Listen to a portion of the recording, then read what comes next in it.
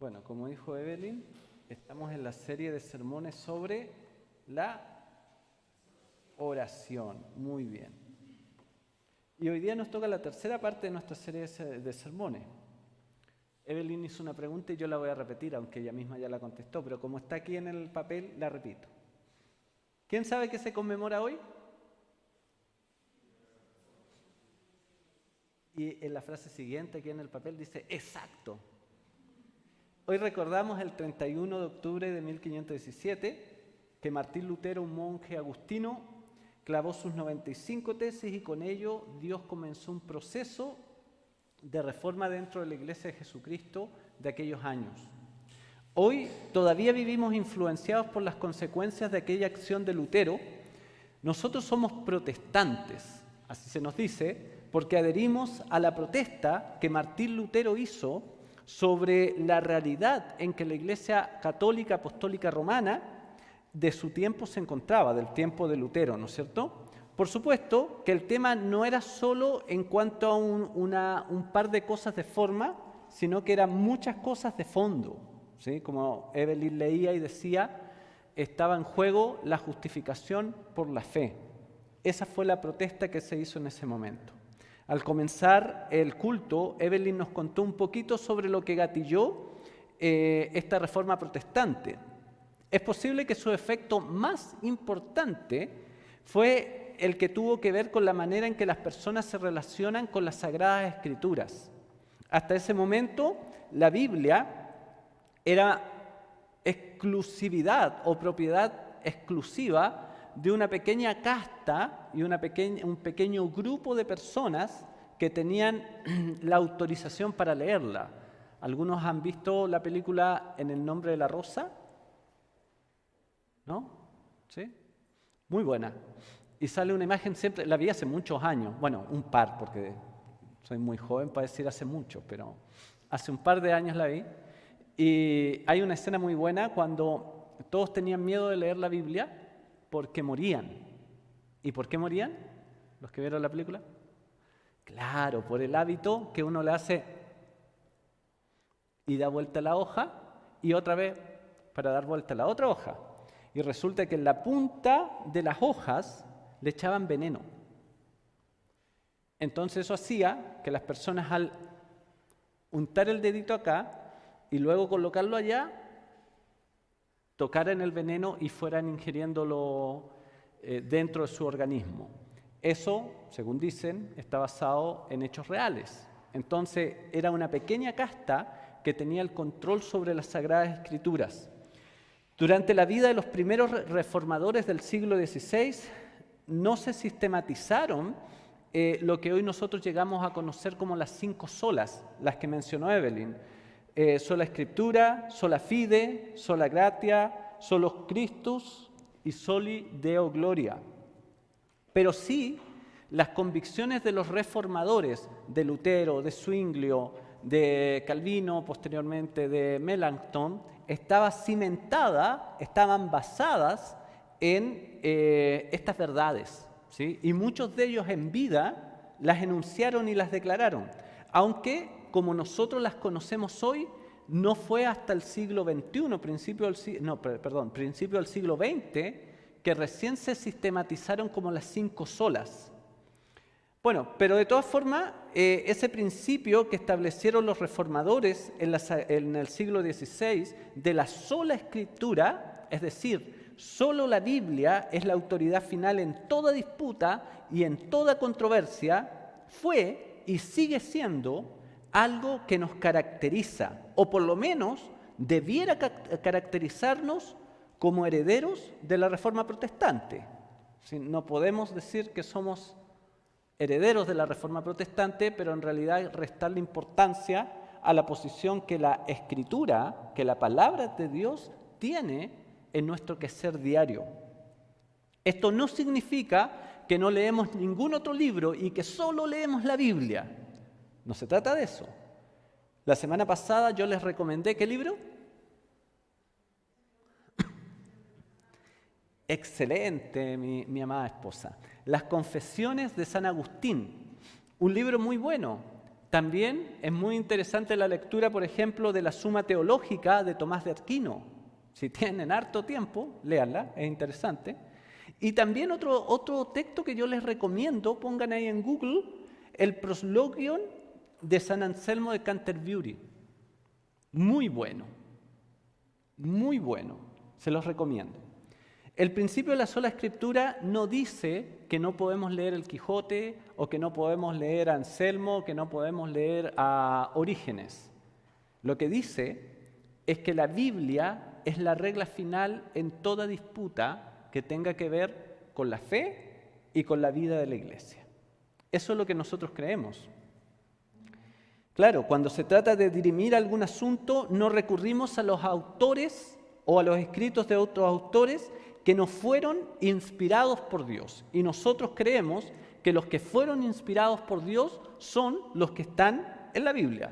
Por lo tanto, la Sagrada Escritura, la Biblia, es palabra de Dios para el hombre y es la regla final de fe, por lo que debiéramos guiar nuestra vida por medio de ella.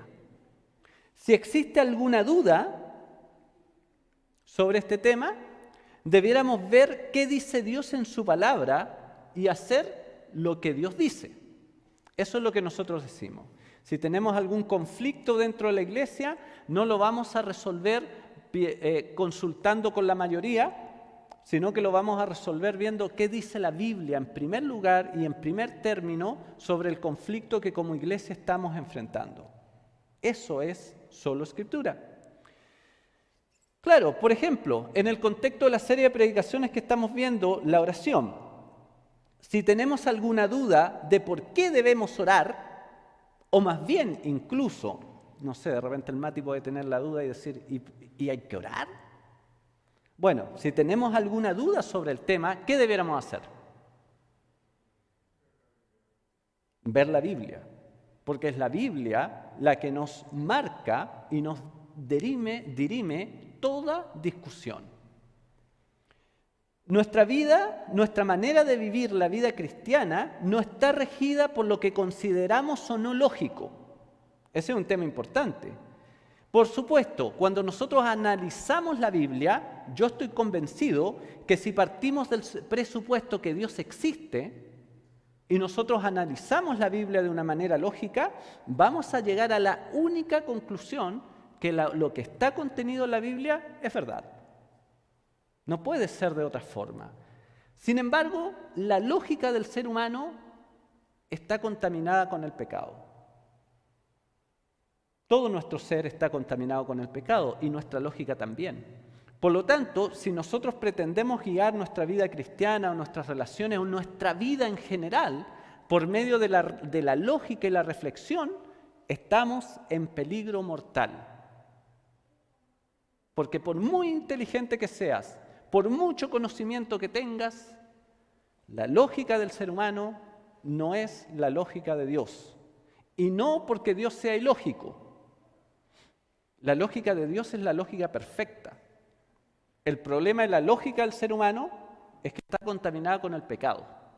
Por lo tanto, necesitamos una regla de fe. Dios tuvo que darnos una regla que esté por sobre nuestro razonamiento y por sobre nuestra lógica, que nos pueda conducir a la verdad, conducirnos a Cristo en último término.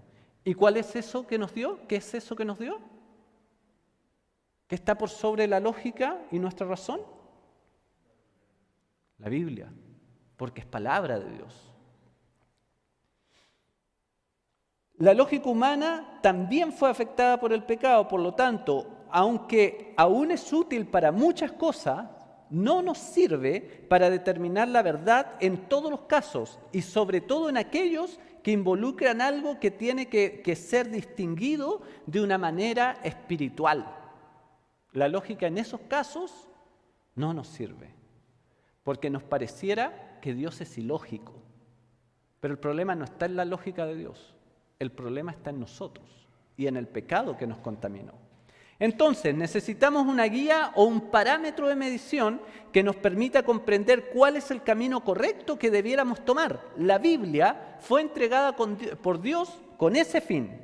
guiar al ser humano en su camino hacia ser reconciliado con su Creador. Es verdad, esa guía absoluta fue lo que se reencontró o defendió durante la Reforma Protestante, porque había muchas voces que estaban tratando de ocupar la voz de Dios a través de su palabra. Y lo que Dios despertó y permitió y guió a su pueblo a reencontrar fue la guía de la palabra de Dios.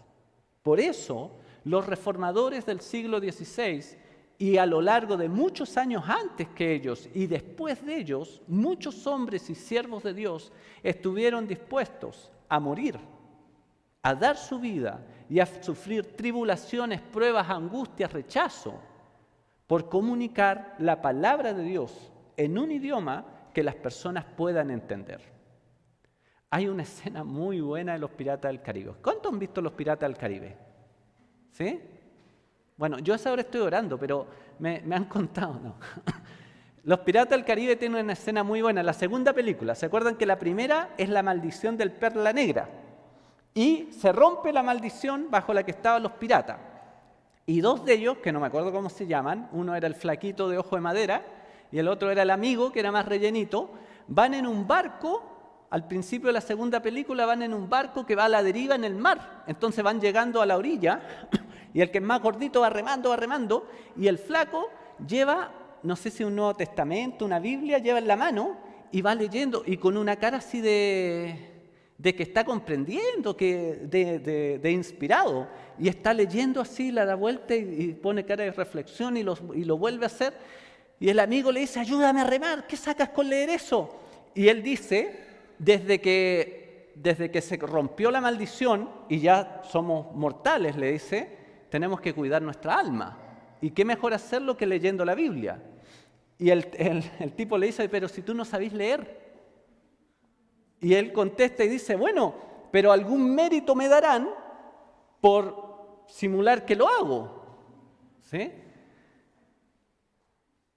Es jocoso, es divertido, pero lamentablemente a veces así vivimos la vida cristiana.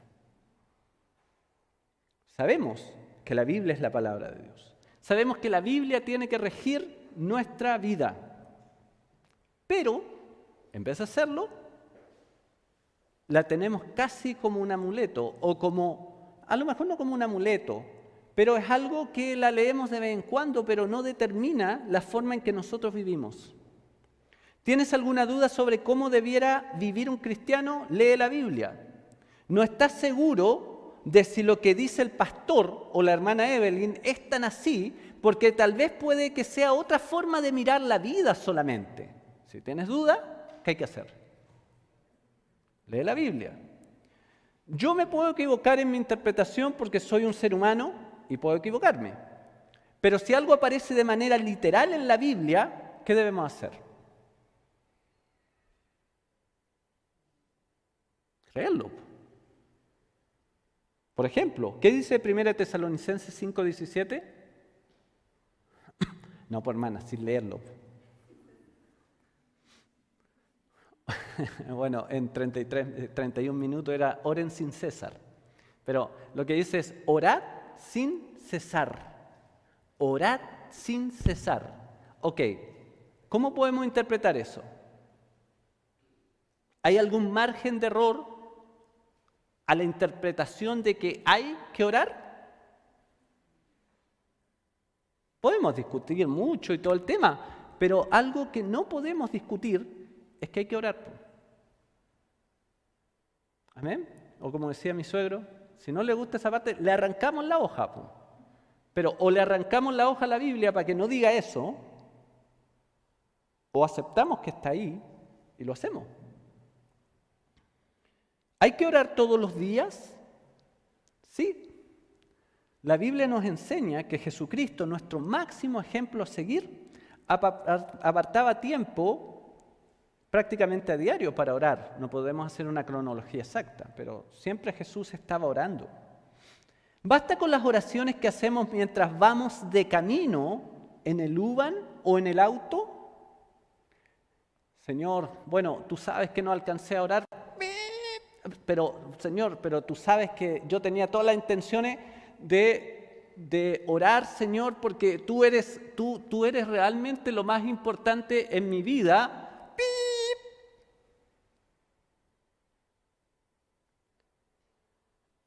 No, la Biblia dice, cuando ores, entra en tu habitación. Amén. Debiéramos tener un lugar privado y tranquilo para orar. ¿Realmente sirve para algo que oremos? ¿Tiene algún efecto en nuestra realidad? La Biblia dice que nuestro Padre que ve en lo secreto nos recompensará en público. En otras palabras, podemos tener toda la seguridad que nuestras oraciones son contestadas, aunque no nos conteste como nos gusta. Eso es otra cosa. Y que no quedará sin recompensa nuestro esfuerzo al orar. Somos herederos de la Reforma Protestante y por eso semana tras semana leemos la Biblia y tratamos de comprender lo que Dios nos ha dicho en ella, para así vivir nuestras vidas de manera que le agrade a Dios. Nuestras series de sermones están basadas en lo que dice la Biblia, no en lo que dice la psicología, la filosofía o cualquier otra ciencia. Podemos usar información desde diferentes áreas del conocimiento. Sin embargo, no lo hacemos para validar la Biblia, sino porque creemos que el Dios que escribió la Biblia es el Dios que nos creó a nosotros y es el Dios que creó el conocimiento. Y por lo tanto, podemos encontrar verdad sobre temas que no tienen que ver con la vida espiritual del ser humano en ciencias afines. No es de desechar la filosofía, la psicología, la psiquiatría, la medicina, pero no son la regla de fe para nosotros. Es la palabra de Dios. Nuestra predicación se fundamenta en la Biblia, en la palabra de Dios, que es la que nos enseña cómo podemos relacionarnos con nuestro Creador por medio de Jesucristo, el único camino al Padre. La semana pasada nos enfocamos en el versículo 1 del capítulo 11 de Lucas, ¿se acuerdan? Y esta semana, en el resto del tiempo que nos queda, yo quiero que nos enfoquemos en los versos 2 al 4.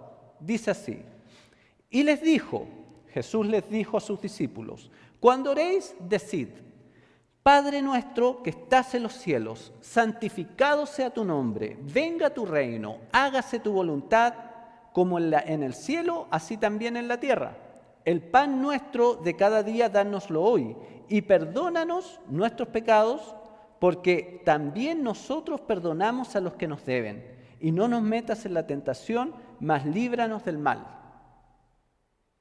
Bueno, el texto después, esta es la revisión de la NBI. La Reina Valera después continúa diciendo, porque tuyo es el reino, el poder y la gloria por los siglos de los siglos. Amén. ¿Ok? Es muy interesante porque resulta que, como ya mostramos en el video de la hermana Evelyn, o que la hermana Evelyn presentó, una interpretación de esto, ¿no es cierto? Una explicación de más o menos qué sería el significado del Padre Nuestro. Yo no me quiero meter en sentencia por sentencia, porque aparte no nos da el tiempo, sino que quiero que dividamos esto según la estructura que por lo menos yo veo.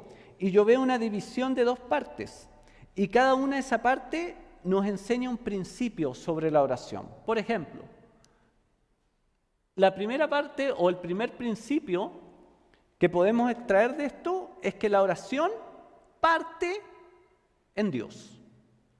Fíjense lo que dice el verso 2. Padre nuestro que estás en los cielos, santificado sea tu nombre, venga tu reino, hágase tu voluntad como en el cielo, así también en la tierra. Primero vamos a decir que Jesús está dando por asumido que oraremos. La expresión es, si es que alguna vez oran, si es que entre semáforo y semáforo, entre luz roja y luz roja les da el tiempo para orar, no está diciendo eso. Dice, cuando oren, háganlo así. Tanto esta versión del Padre Nuestro, como la que está en Lucas, como la que está en Mateo, nos enseña que la oración debiera comenzar con el reconocimiento de quién es Dios. En palabras de Jesús, dirigimos nuestra oración ¿a quién? al Padre que está en los cielos. Esta declaración es súper importante, no es algo así como para pasarlo por alto, porque nuestra oración no está dirigida a un desconocido ni a alguien que no nos ama profundamente. Es súper interesante que la oración se llama Padre Nuestro y no Dios omnipotente, omnisciente, magnífico y suficiente Rey todopoderoso del universo. ¿Cómo se llama la oración? Padre Nuestro. ¿Por qué? Porque está dirigida a nuestro Padre. Y eso es súper interesante, porque la idea de que esté dirigida a nuestro Padre es lo que dijimos. Está dirigida a alguien que podemos tener la certeza que nos ama entrañablemente. Se supone que un hijo al acercarse a su papá debiera poder saber y entender que su padre es alguien que lo ama, es alguien que lo cuida, es alguien que está preocupado por él. Por eso es súper significativo que Jesús diga, cuando oren, digan, Padre Nuestro, diríjanse al Padre. La oración tipo que Jesús nos enseña parte con la aseveración de que podemos estar tranquilos. La conversación que estamos a punto de tener es con alguien que nos ama de una manera entrañable y que está muy interesado en lo que tenemos para decirle. Cuando mis hijos se acercan a mí y me dicen, papi o papá, quiero decirte algo, me dice el Alonso. Entonces yo estoy trabajando en el computador y la mayoría de las veces, porque alguna lo haya hecho de otra forma, pero la mayoría de las veces le digo, ¿qué pasó, mi amor? Normalmente, cuando un hijo se acerca y te dice, necesito hablar contigo, uno normalmente nos sigue, bueno, cuéntame nomás, a ver, ya, ¿y qué pasó? Sí, claro, sí, por supuesto, sí, porque al final estás contestando en piloto automático. Está comprobado científicamente, y que las mujeres nos digan, no, si yo puedo hacer más de una cosa a la vez, es mentira. Está comprobado científicamente, es mentira. ¿Por qué? Porque es igual que la pantalla de un computador, tú puedes tener abiertas muchas ventanas, pero hay una ventana principal que es la que tú estás ocupando. Y tú puedes decir, paralelamente estoy viendo esto. No, tú estás aquí, tu atención está aquí. Puede que de rebote algo te quede de lo que está alrededor, pero no estás haciendo dos cosas a la vez. Entonces, cuando uno habla con otra persona, debiera detener lo que está haciendo para ponerle atención, porque si no, realmente no le vas a poner atención. Por supuesto, ese Padre no está en la misma esfera terrenal nuestra, sometido al pecado en que estamos nosotros, está en los cielos, lejos de nuestro pecado, pero muy cerca de nosotros. Padre nuestro que estás en los cielos. Nuestro Padre no está sometido en esta esfera terrenal del pecado, está por sobre el pecado, pero es nuestro Padre y está cerca de nosotros y quiere escucharnos, quiere escucharte. Es maravilloso. Sé que tal vez estoy cometiendo una herejía, me van a disculpar, pero me gusta imaginar que cuando Úrsula va a orar y se arrodilla y le dice, Padre amado, Dios detiene el cielo, y se sienta y le dice, sí, Úrsula, cuéntame. Me gusta pensar eso. Pero lo que podemos tener la certeza es que nuestro Padre nos está poniendo atención, aun cuando Él está en el cielo y nosotros estemos aquí en un escenario sometido al pecado. Fíjense en lo que viene después. Santificado sea tu nombre, venga tu reino, hágase tu voluntad como en el cielo, así también en la tierra. Todas son declaraciones que muestran una preocupación de parte de un hijo que ama a su padre y que busca honrarle. No entraremos en detalles hermenéuticos y teológicos sobre qué significa cada sentencia, pero sí vamos a decir que involucran el reconocimiento de las cualidades del Padre. Él es alguien que está separado del pecado, y pedir que sea santificado su nombre equivale a buscar que su honra o su reputación se conserve sin mancha, por decirlo de una manera simple. Por otra parte, pedir que se haga su voluntad lleva consigo la aceptación de la verdad que el Padre sabe lo que es mejor. A veces el Martín me dice, papi, ¿puedo hacer tal cosa? Y yo le digo, no. Pero papi, ¿por qué? No. Pero no. ¿Y qué quería hacer? Claro, ver una maratón de 8 horas de televisión. Martín no le gusta mi respuesta. Pero tampoco puedo elegir, pero no. Pero él tiene que saber que si yo le estoy diciendo que no, es porque yo lo amo y yo quiero lo mejor para él. Entonces, cuando nosotros decimos que se haga tu voluntad, estamos reconociendo que Dios es más sabio que nosotros, que Dios es más inteligente que nosotros, que Dios conoce mejor la vida y las cosas que nosotros. La oración empieza en Dios, porque le oramos al Padre, pero a la vez también vamos delante de su presencia y le decimos, papá, que tu nombre sea santificado. No permitas que yo haga algo que manche tu nombre, que traiga deshonor a tu nombre. Y de paso yo reconozco que tú eres más sabio que yo, que tú eres más inteligente que yo. Sobre todo el tiempo de la adolescencia, sobre todo en el tiempo de la adolescencia solemos rebelarnos contra la autoridad de nuestros padres, que consideramos que sus decisiones no son las mejores, que no saben lo suficiente como para decirnos qué hacer y que aún no han entendido la vida como nosotros hemos llegado a entenderla. Después, cuando pasamos la adolescencia, nos damos cuenta que nosotros no la habíamos entendido, ¿no es cierto? Pero eso es cuento aparte. Jesús nos dice que al orar debemos honrar a nuestro Padre y aceptar que Él sabe lo que es mejor para nuestras vidas. Vamos al Padre, le pedimos al Padre, sometemos nuestra vida y reconocemos que Él es más inteligente que nosotros. Esta es una cuestión que uno dice,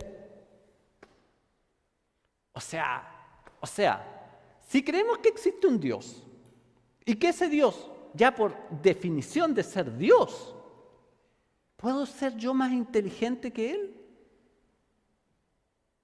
¿Puedo saber yo que me conviene más en la vida que lo que Dios sabe y dice? Es absolutamente irracional pensar que podemos ser más sabios que Dios y que no necesitamos la Biblia que nos revela la voluntad de Dios. La Biblia lo dice, pero es que no siempre, no en todos los casos, no sé, por hermana Evelyn. Lo dice la Biblia, punto. Sometámonos y reconozcamos que nuestro Padre es más sabio que nosotros. Entonces, el primer principio que podemos encontrar en el pasaje que leímos es que la oración parte en Dios. Según el modelo que Jesús dio a sus discípulos, quien ora debe comenzar reconociendo quién es Dios, a saber, nuestro Padre Celestial. Él es santo, el único digno de gobernar sobre toda la existencia. No podemos orar centrándonos en nosotros ni en nuestras necesidades, sean propias, en nuestras necesidades o en las necesidades de otros. Esto no es porque necesitemos subirle la autoestima a Dios o porque estemos buscando ganarnos su favor o, en otras palabras, que lo tengamos contento a Dios para que así nos dé lo que le vamos a pedir. Entonces le decimos, Padre nuestro que estás en los cielos, santificado sea tu nombre, venga a nosotros tu reino, hágase tu voluntad. Y como que Dios parte sentado y cada vez que decimos una de las sentencias como que se va parando y emocionando así y Dios después llega así como el Chavo le hace así y como que ya está listo para que nosotros le pidamos. No es eso. No es eso, Pero a veces nosotros pensamos que como que la primera parte del Padre Nuestro es como la preparación para Dios, porque le vamos a soltar una cantidad de peticiones que mejor que se afirme. No, hermano. Dios no tiene problemas de autoestima. Dios no busca que reconozcamos que Él es nuestro Padre amoroso, que tiene de nosotros cuidado. Dios busca que le reconozcamos como Padre, que veamos que Él se preocupa de nosotros. Dios busca que nosotros podamos entender y comprender y confesar que Él está apartado del mal, que no está afectado por las limitaciones que nosotros tenemos frente a la dificultad que nos lleva a orar. Él busca que aceptemos en última instancia que quien gobierna todo y a todos es Él. Que Él es quien sabe qué es lo mejor para nuestra vida. La oración parte en Dios. Porque si la oración parte en ti, si tú crees que esto se trata de lo que tú tienes que hacer para que Dios te escuche, no entendiste qué es la oración. Esa es la primera parte básicamente del Padre Nuestro. Jesús le dice a sus discípulos, oren así: Padre nuestro que estás en el cielo, santificado sea tu nombre, venga tu reino, hágase tu voluntad en la tierra como es hecha en el cielo. Y con eso está guiando a sus discípulos a que puedan reconocer que su papá en el cielo está preocupado de ellos y que Él sabe qué es lo mejor para sus vidas. Simple, ¿no? Esa es la primera parte. El segundo principio, entonces el primer principio, ¿cuál era? La oración parte en Dios. ¿Y el segundo principio cuál será? ¿Alguien se le ocurre? Tuve una discusión sobre esto con la hermana Evelyn. Segundo principio, la oración continúa en Dios. Y ahí reconozco yo, ella me hizo ver mi error, que yo le iba a poner y luego en nosotros. Pero ella me dijo, ¿cómo luego en nosotros? Yo le expliqué y después me di cuenta que en realidad lo que le estaba explicando era esto. Que la oración parte en nosotros y luego, que la oración parte en Dios y luego continúa en Dios. En ningún momento se trata de nosotros. Fíjense los versos 3 y 4. Ahí dicen, el pan nuestro de cada día, dánoslo hoy. Y perdónanos nuestros pecados porque también nosotros perdonamos a todos los que nos deben. Y no nos metas en la tentación, mas líbranos del mal. En este punto pareciera que hay un cambio de énfasis. Una lectura rápida del pasaje nos dará la impresión que una vez que elogiamos a Dios y nos aseguramos que esté de ánimo como para respondernos, entonces podemos comenzar a pedir. Nada más lejos de la realidad. Como ya dijimos, lo que Jesús nos enseña es que primero debemos reconocer que nuestro Padre, que Dios, es el único que sabe qué es lo que necesitamos. Porque eso estamos diciendo, hágase tu voluntad. Yo quiero tal cosa, pero que se haga tu voluntad. ¿Y qué lleva implícito eso? Tú sabes que es mejor. Tú sabes que realmente necesito. Debemos primero reconocer quién es nuestro Padre Celestial y luego estaremos en condiciones de presentar las necesidades que nos afligen. Sin embargo, tampoco es cierto que aquí exista un giro en el enfoque. No se trata que hasta aquí se trató de Dios, de reconocer quién es Él y cuáles son sus atributos, y que desde ahora en adelante debemos enfocarnos en lo que nosotros estamos necesitando. Por supuesto que el Evangelio de Lucas, desde este punto, la oración que enseña Jesús a sus discípulos, pone atención en las necesidades que ellos tienen. Pero si lo miramos con detenimiento, son las necesidades de quien ora, pero el único que puede satisfacerlas, entregar una solución es Dios, el Padre. Entonces, claro, se trata de Dios, de reconocer que Él es nuestro Padre, que Él es el único que sabe lo que es mejor. Entonces ahora vamos y le presentamos nuestras necesidades y pareciera que hay un cambio. Ahora se trata de Diego pidiendo, se sigue tratando de Dios. Porque resulta que lo que Diego está pidiendo, ¿a quién se lo está pidiendo? A Dios. Sigue dando vuelta ahí mismo. No hay un cambio del giro a las necesidades del ser humano. El ser humano presenta aquello que lo aflige, presenta aquello que piensa necesitar delante del Padre. ¿Sí? Pero en ese momento, el ser humano debe darse cuenta que el único que puede satisfacer sus necesidades es Dios. Entonces, aunque como que vamos hacia el ser humano parece, pero al final estamos volviendo siempre a Dios. La oración, como lo dijimos en la primera predicación, no se trata de ti ni se trata de mí. La oración se trata de la gloria de Dios. Y ahí volvemos a otro principio de la Reforma. Solo la gloria a Dios. Por lo tanto, aquí el énfasis sigue estando en Dios. No se trata de qué problema estás enfrentando. No es tan importante qué necesidad tienes. Y ahí ya nos rasgamos las vestiduras. Pero este pastor, ¿cómo me dice esto? Me paro y me voy indignado. De hecho, se fueron como 3 hermanos que están ahí en... No se fue nadie, están todos sentados.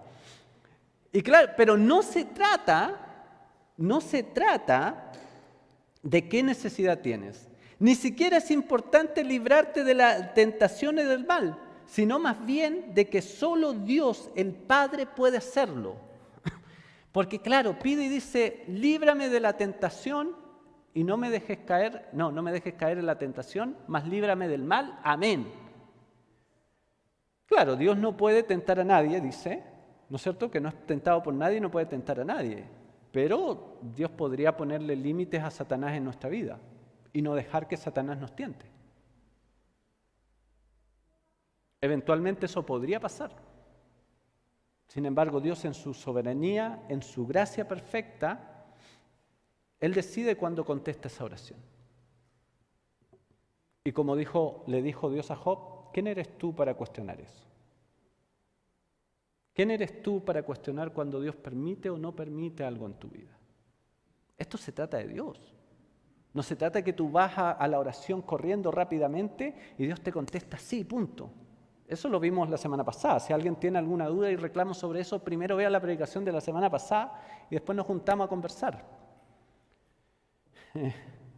Mi amada suegra, a quien yo amo entrañablemente, siempre pregunta, ¿de qué tamaño es tu Dios? Y uno dice, no sé, pero es que igual está caro. ¿Y de qué tamaño es tu Dios? No sé, pero es que igual se pueden resfriar los niños. ¿Y de qué tamaño es tu Dios? Siempre lo dice.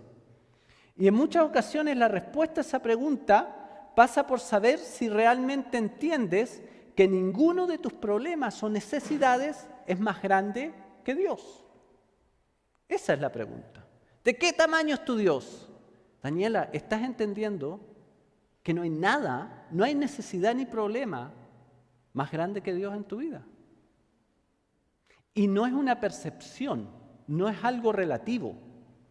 Dios es más grande que cualquier problema, necesidad, tribulación o angustia que tú puedas estar pasando. Nada es más grande que Dios. Cuando entendemos quién es Dios, el Padre Celestial, entonces podemos vivir confiados y buscar su ayuda de una manera correcta. Si no entendemos que nada ni nadie es más grande que Dios, que nuestros problemas o necesidades son nada comparados con nuestro Padre, entonces viviremos una vida de angustia y derrotas, aunque oremos todos los días. El poder de la oración no radica en decir las palabras correctas o ponerlas en el orden correcto, porque va Sarai y dice, no, es que Dios no me ha contestado la oración. Ah, pero espérate, ¿oraste primero por el pan de cada día o porque el nombre de Dios fuera santificado? Y Sarai dice, no, oré por el pan. Ah, ahí está el problema, por hermana. No dijiste las palabras en el orden correcto. Esto no es una fórmula mágica, hermanos. No se trata de eso. El poder de la oración no radica en decir las palabras correctas o en pedir en el orden correcto, sino más bien el poder de la oración está en presentar nuestras peticiones sabiendo que nada es más grande que nuestro Dios. Que Él, Dios, nuestro Padre, gobierna el universo y por lo tanto está en control de todo. Si una necesidad no es satisfecha o un problema no es solucionado, no es porque Dios no pueda hacerlo, sino porque Dios sabe qué es lo mejor para tu vida y cuál es el tiempo para contestar tu oración si es que la contesta. Nosotros vivimos en una sociedad de los derechos humanos y de los derechos de las personas y el respeto por el otro, que está bien, no vamos a criticar esa parte. La parte que es problemática desde mi punto de vista es que creemos que los derechos humanos tienen que regir nuestra relación con Dios. Y a veces cuestionamos y decimos, no, pero ¿cómo no? Eso es súper inhumano. ¿Cómo Dios va a ser así? Bueno, si Dios no contesta tu oración, ¿cuál es el problema? O sea, ¿Él está obligado a contestarla? Él es tu Padre amoroso, Él te ama. Si tienes una relación con Cristo, en Cristo, con Él es tu Padre. Y Él va a contestar cuando Él sepa que es el momento correcto y tal vez nunca te conteste. Pero si nunca te contesta y el problema termina por reventarte aplastado, Dios sigue siendo bueno. Dios sigue amándote profundamente y Dios sabía que eso tenía que pasar en tu vida. Cualquier problema, saquémosle la hoja a la Biblia. Así que el segundo principio que podemos encontrar en el pasaje bíblico que leímos es la oración continúa en Dios. Aunque la segunda parte del Padre Nuestro puede darnos una impresión que tiene un cambio de énfasis hacia nuestras necesidades, porque es aquí donde pedimos en primera persona, según lo que nos está afectando a nosotros, la oración sigue estando centrada en Dios. Jesús le dijo a sus discípulos que luego de reconocer quién es Dios y sus atributos, dirigieran sus solicitudes al Padre. Estas solicitudes parten de la base que solo Dios tiene el poder y la capacidad de respondernos, de entregarnos aquello que necesitamos. La oración no se trata de nosotros, se trata de Dios. Nuestras necesidades son un mero accidente que resulta de que vivimos en un mundo sometido al pecado, que provoca que nuestra existencia presente no sea perfecta, causándonos carencias, luchas que están más allá de nuestra propia capacidad. El Padre Nuestro nos recuerda que tenemos necesidades, pero además que solo pueden ser satisfechas en y por Dios. En otras palabras, Jesús nos dice, oren a Dios, su Padre, pues solo Él puede darles soluciones. Aquí debo hacer una pregunta muy importante. ¿Es Dios tu Padre? Claro, porque aquí estamos partiendo de la base que le estamos orando al Padre Nuestro. Pero si Dios no es tu Padre, estamos en crisis. Porque nada de esto aplica. Según nos enseña la Biblia, solo puede ser llamado hijo de Dios aquel que ha sido reconciliado con Dios por medio de Jesucristo. Eso se necesita para que Dios sea tu Padre y para que todo este pasaje aplique a tu vida. Amén. Oremos. Padre, en el nombre de Jesús yo te doy muchísimas gracias, Señor, porque tú eres bueno y tu amor es para siempre. Yo te quiero pedir, Señor, que tú grabes en nuestro corazón y en nuestra mente, Señor, esta palabra, que tú nos ayudes cada día a comprender más y más tus santas escrituras y que tú nos enseñes, Señor, a cómo honrarte y glorificarte, Señor, con nuestras existencias. Sí, Señor, en el nombre de Jesús entregamos este tiempo y entregamos esta palabra que ha sido predicada en tus manos. Amén. Ok.